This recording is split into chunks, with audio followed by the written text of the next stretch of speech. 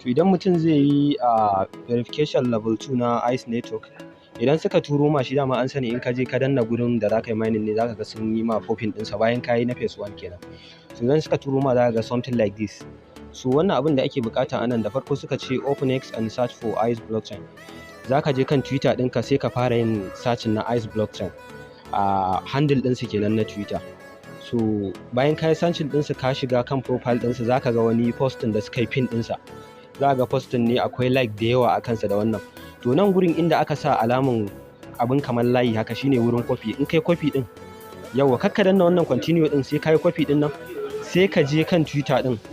Idan ka je za ka je ka yi reposting shi wancan pin post ɗin nasu, za ka yi liking, sannan wannan abin da kai copy ɗin za ka je ka yi pasting ɗinsa a wurin da za ka yi quoting.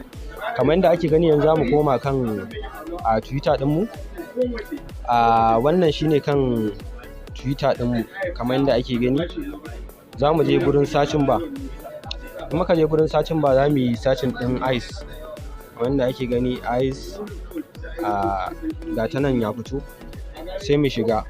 Da farko ma za mu yi following ɗinsu tunda domin samun abubuwa da suke da alaƙa da su za mu danna follow a nan gurin. Wannan shine pin post ɗin kamar yadda ake gani, gashi nan sun yi pinning ɗinsa.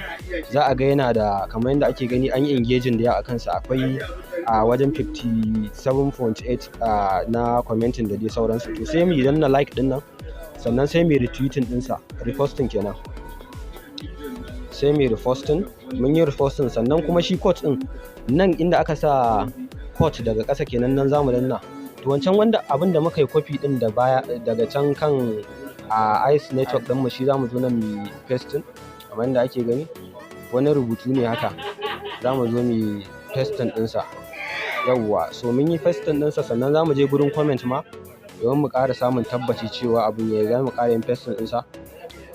Sai bayan mun gama haka mun tabbata posting ɗin ya yi, sai mu koma kan shi mining application ɗin namu, sai mu zo nan sai mu danna continue.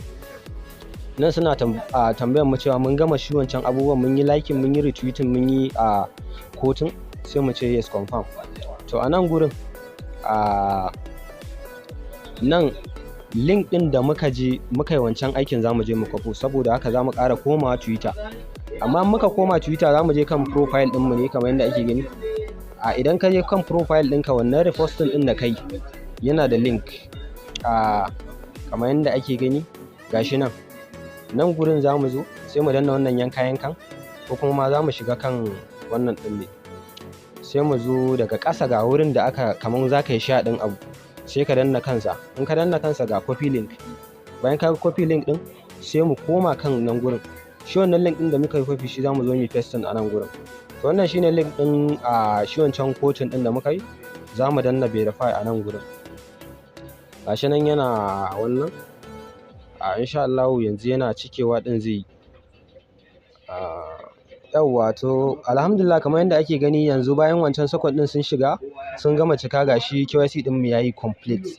So in dai ka bi wannan process insha Allah babu wani abun nan, za su yi ma KYC ɗinka successfully insha Allah komai zai.